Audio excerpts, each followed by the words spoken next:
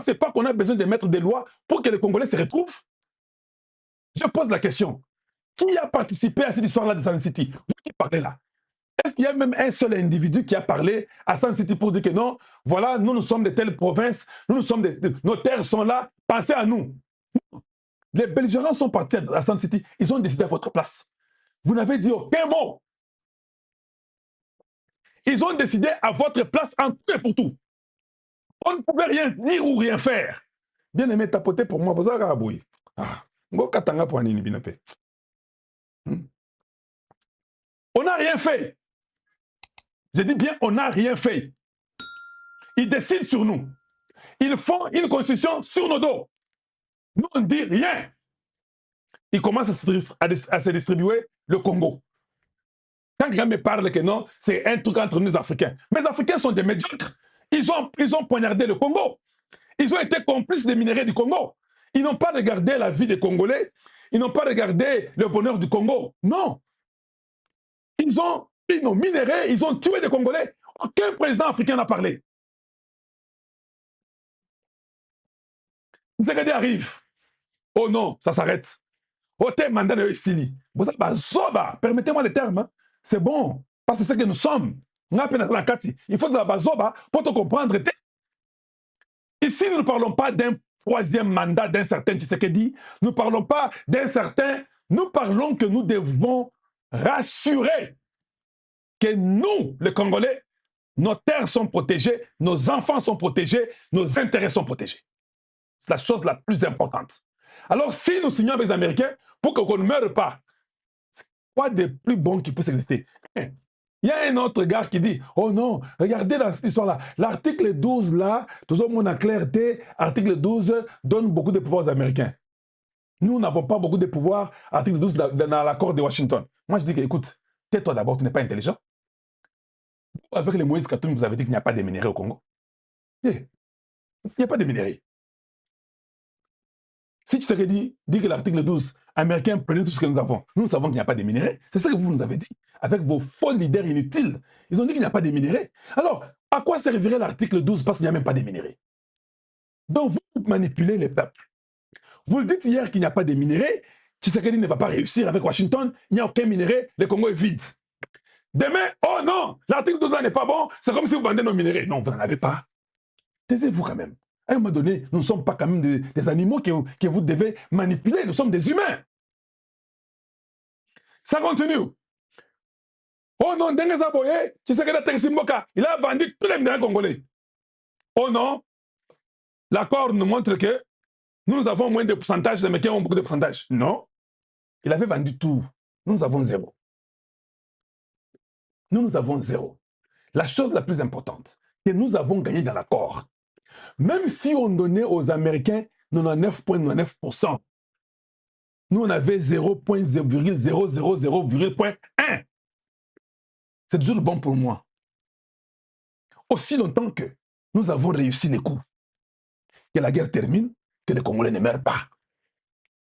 Quand les Congolais ne mourront pas, même si les États-Unis prennent 99,99,99,99,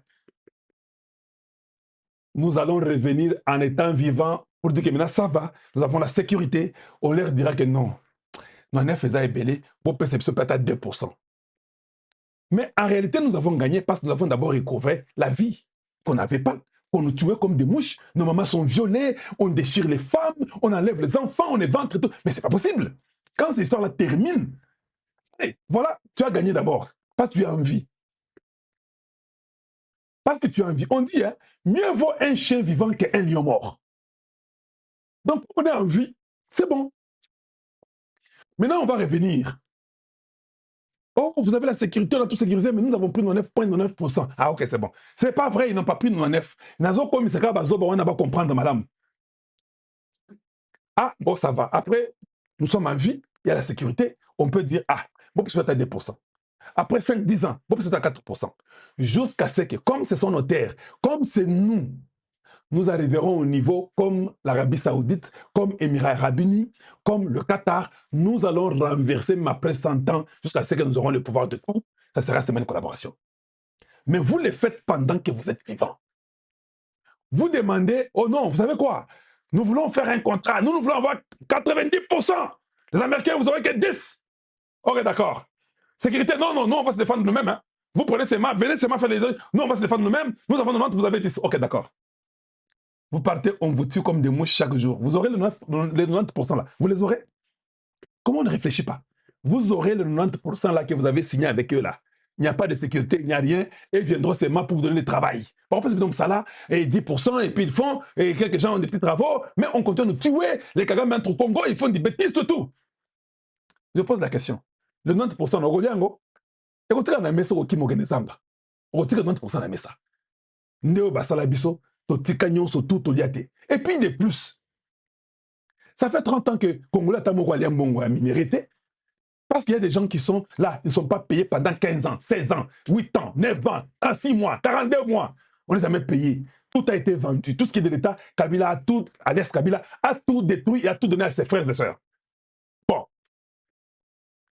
Si tu sais que donne-nous la sécurité, prenez les mêmes minéraux là. Oh, parce que nous, on n'avait jamais rien eu 30 ans. Ça ne fait ni chaud ni froid parce qu'on n'a jamais eu ça. Aussi longtemps que j'ai la vie et la sécurité, elles peuvent continuer à prendre tout. N'est-ce pas ça? Alors soyons sérieux. Réveillons-nous. J'ai dit que je ferais une heure, mais quand les Kimingi, on a payé une heure comme hein. Réveillons-nous et soyons sérieux.